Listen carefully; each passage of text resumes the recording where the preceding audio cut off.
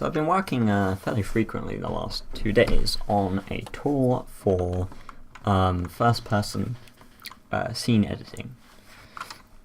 Basically, kind of think Fallout 4 Workshop in Unity. So if we hit play, for example, we'll go into the scene, and then we can do a bunch of things. So we can spawn stuff. I haven't really got a lot of objects to spawn in there yet. I think my bloom's also set too high. I kind of was messing with it last time. I probably need to get a material that isn't emissive as my preview material. So we can spawn stuff, then we can go back to edit stuff. So I can take this barrel, I can move it around, I can scale it up a bit, put it over here.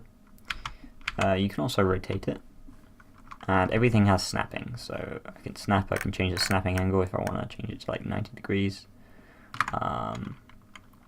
And similarly, like scaling can snap to specific amounts. So I can scale to scaling it at like 0.25 of its size.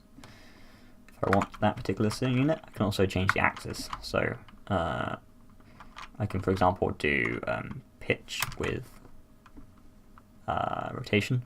I need to get away of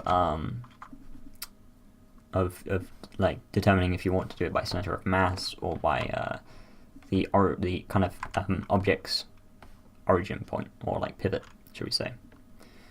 Yeah, and the cool thing about this is you just come out of play mode and everything in the scene is saved.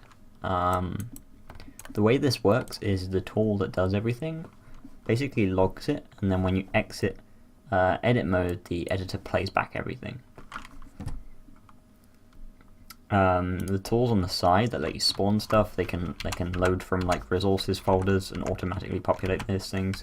You have to kind of choose which categories you want your things to go in, because you can't really automatically set that up. Maybe I should do it so it creates it based on a folder structure. That could be pretty cool.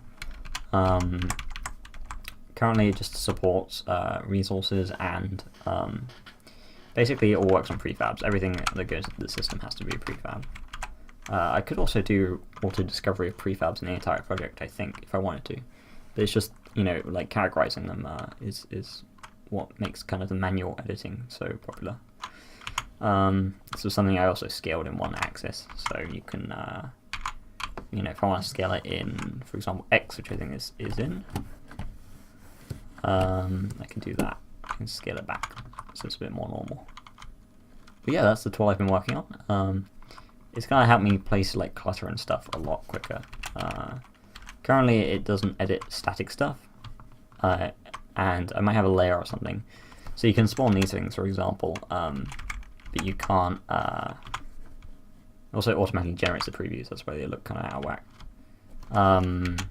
So you can spawn this, like these kind of objects, but you can't edit them because they're static.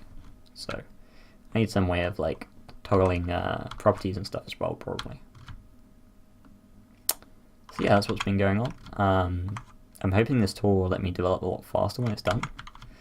This is a bit off because the actual origin of the prefab is slightly off as well, because the model is a child of a different object.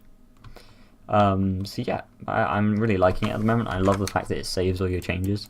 So here we've now got all of this crap lying around, which I'll probably have to delete in a bit. And it's just really nice, like the way it does everything. I'm hoping to kind of polish it up a lot more and maybe put it on the asset store for free, but we'll see what happens.